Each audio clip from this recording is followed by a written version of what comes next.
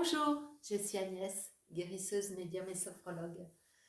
Aujourd'hui, je vous parle d'un sujet inconfortable et qui nous crée bien des soucis, la culpabilité. Pourquoi et comment s'en libérer?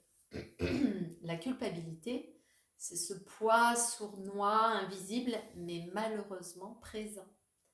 C'est cette petite voix intérieure qui murmure « T'aurais dû faire ça, tu n'as pas assez fait, c'est ta faute ». C'est parfois utile pour nous remettre en question, c'est vrai.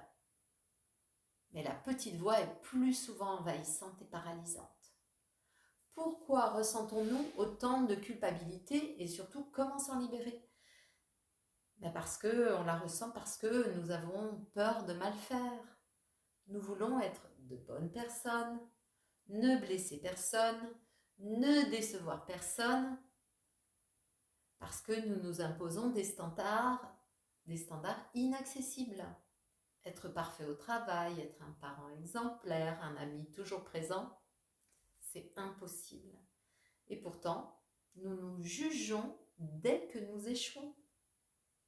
Et parce que nous avons appris à nous sentir coupables depuis l'enfance, on nous a peut-être répété « Ne fais pas ça, pas comme ça, tu devrais avoir honte, regarde ce que tu as fait ». Mais se sentir toujours coupable de tout ne changera pas le passé. La culpabilité nous enferme, elle nous empêche d'avancer. Quels sont ses effets?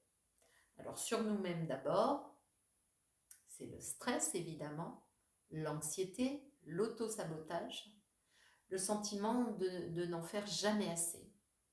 Sur nos relations, on se force à dire oui pour ne pas décevoir, on se sent responsable du bonheur des autres, au détriment du sien. Comment se libérer de tout ça? On peut faire la différence entre culpabilité utile et culpabilité toxique. La culpabilité utile nous aide à réparer une erreur. La culpabilité toxique, c'est une punition sans raison valable.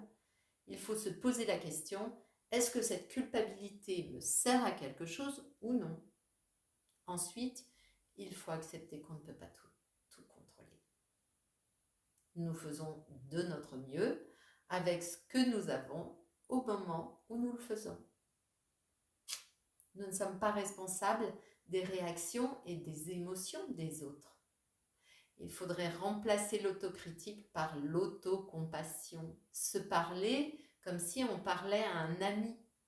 Accepter ses erreurs comme des expériences et pas comme des fautes.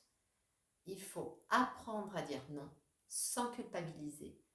Dire non, je le répète, ce n'est pas être égoïste. Dire non, c'est respecter ses propres besoins. La culpabilité, c'est un poids à déposer. S'alléger de la culpabilité, ce n'est pas fuir ses responsabilités. C'est choisir de ne plus se punir inutilement.